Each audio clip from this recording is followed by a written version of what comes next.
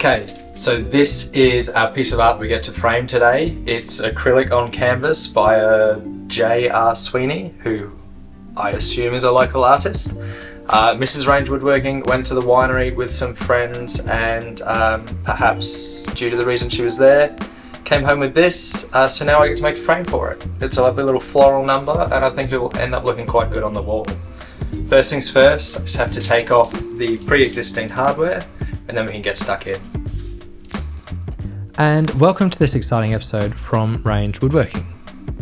I should start off by giving credit to Michael Arm's video on floating frames that heavily inspired this one. I'll link it in the description below. Once the hanging hardware is removed from the original canvas, I'll give it a measure to see what sort of dimensions we're working with, before writing it down on some convenient tape on my workbench. Then it's time to introduce the first bit of quick maths. So when cutting the pieces for these, we have to consider the size of the canvas, the reveal, which in this case will be 3mm or 1/8-ish, and the thickness of the material, which in this case I'll be aiming for about 10mm or 3/8-ish. This is then doubled because it applies to both sides. I'm hoping to make this frame look at home around the other furniture in the house, so I'll be using white oak. The first step is to put a straight edge on the piece using my track saw so that I can rip pieces down on the table saw.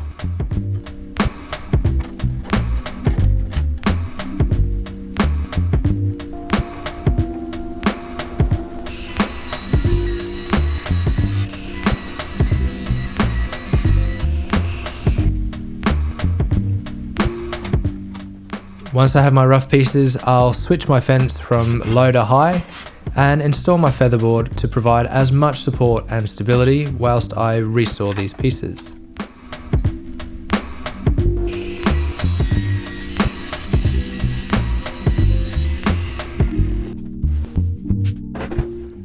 And then I'll take them down to their final thickness. Now here I'm marking the thickness of the canvas plus 1 to 2mm and then setting the saw to cut a small rabbet up to this line. When finished, the canvas will be attached to a strainer that rests in this rabbet, so it's important to get the measurement right, otherwise the canvas will sit proud of the face of the frame and really just look a bit strange. A bit of 80 grit sandpaper removes any ridge or tendrils of wood fibre that might be lingering from the saw. Now I want to make sure the corners on this frame are nice and tight, and to make that happen I'll be using my picture frame sled. I'll put a link in the description to my video making this sled, and apparently I haven't used this in a while because it is filthy.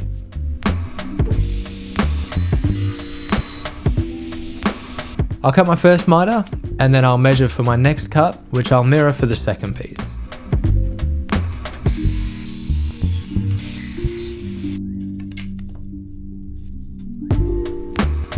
And with all of my pieces cut, I use not blue tape to hinge all the corners and bring the frame around for a dry fit, using 3mm window packers to confirm my reveal.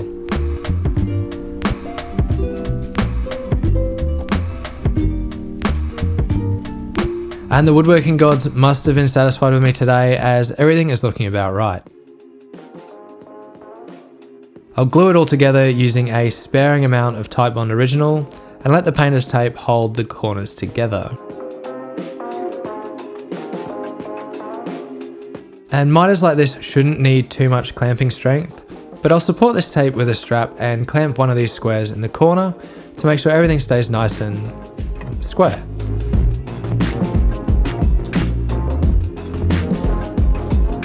Whilst that glue sets up, I'll quickly throw together a 5-minute spline jig so I can reinforce the corners on the frame. These are super simple. I cut a base, 2 pieces that the frame sits on, and 2 pieces that support that.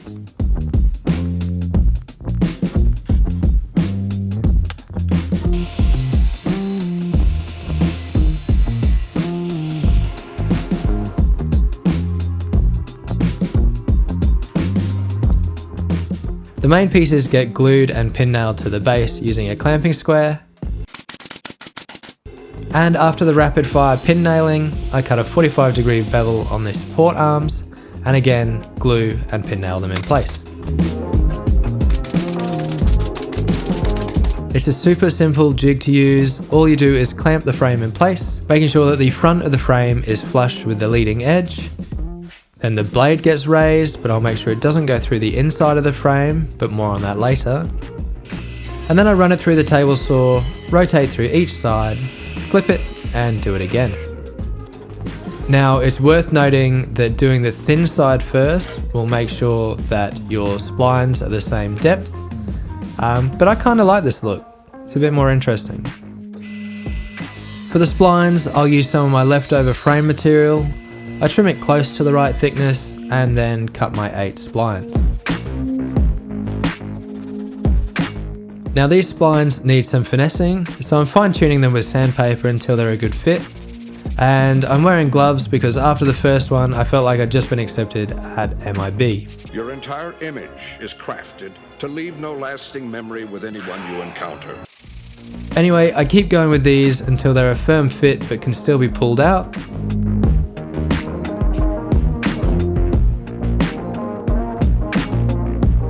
Then a bit of glue and, well, bear in mind glue can swell the splines and it might need a bit of encouraging. Maybe err on the side of loose over snug when you're sanding them to fit. The next morning, I'll bust out the trusty flush trim saw and cut away the excess on the splines. You'll notice that I've left the green tape on for this. It helps protect against any scratching from the saw and against glue squeeze out getting on the frame itself.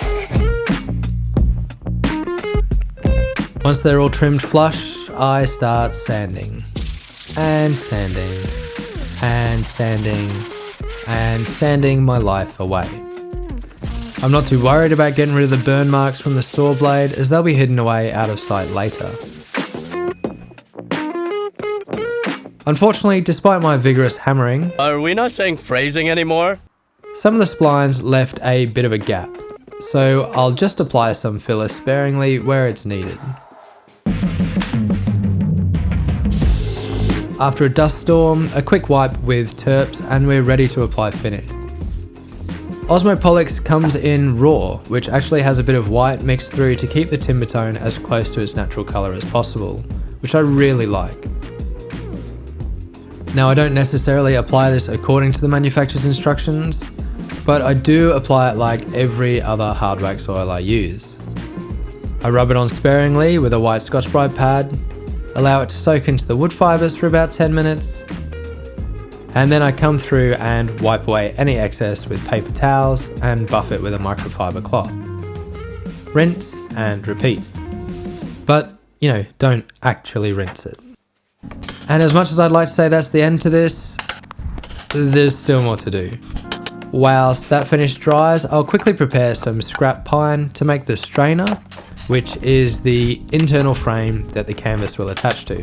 Nothing remarkable about this pine, I just free the boards from this semi-pallet thing and denail them. Quickly thickness them down until they're tidy and rip them so they're all the same width.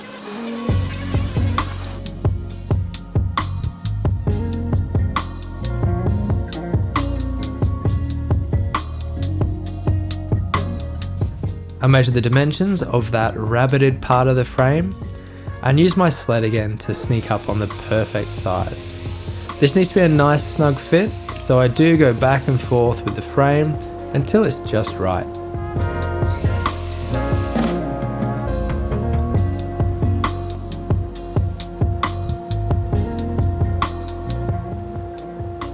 Now to fix the strainer to the frame, I'll essentially use some unusual pocket holes. So at the drill press, I set up a simple fence with a 45-degree face on it, and the aim here is to have the drill bit come out on the exact corner of the piece. So a few tests are required on an offcut whilst I dial it in, but eventually I get it just how I like it.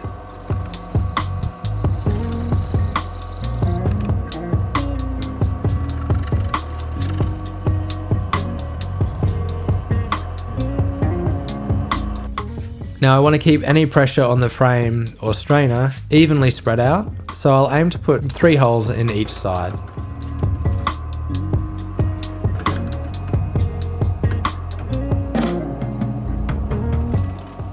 With those all drilled, it's time to glue this frame up. This can be a quick and dirty glue up, it doesn't have to be flash, the miters don't have to be perfect. That said, I glue them and then use these miter clamps to hold the corners closed. And then I'll just use staples on the front and back to reinforce the miters. However, what I forgot to do was clamp a square in the corner to keep everything square, which caused me some strife, but easily avoidable.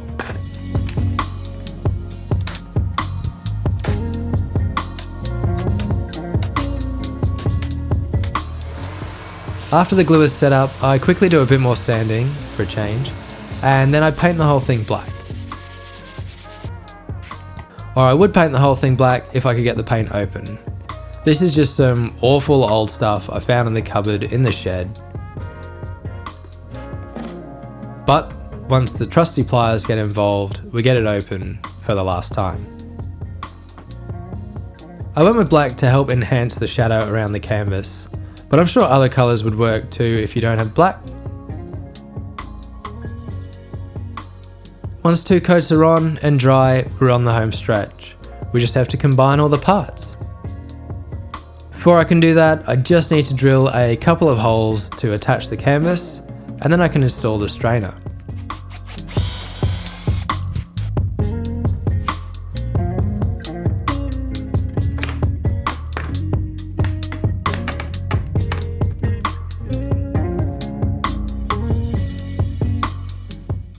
It's well worth confirming the length of your screws before starting this, because you'd hate to come this far and then put a screw through the outside of your frame.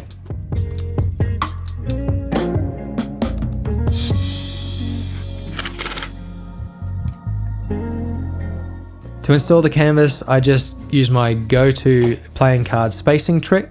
Essentially, I push the canvas into a corner and pack the 2 gaps with playing cards. I'll then count the cards and put half on each side to create perfectly even spacing all around.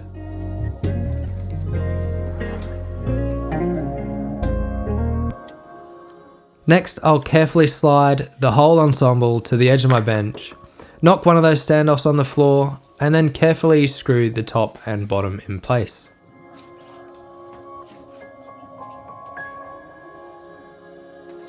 Once those 2 screws are in, I can be kind of confident it's not going to move anywhere, so I'll turn it over for the other 2 screws, and then reattach the hanging hoops that I took off and saved at the start. Finally, I'll just tie on this picture frame wire that I think would actually support my body weight, and tie it all together.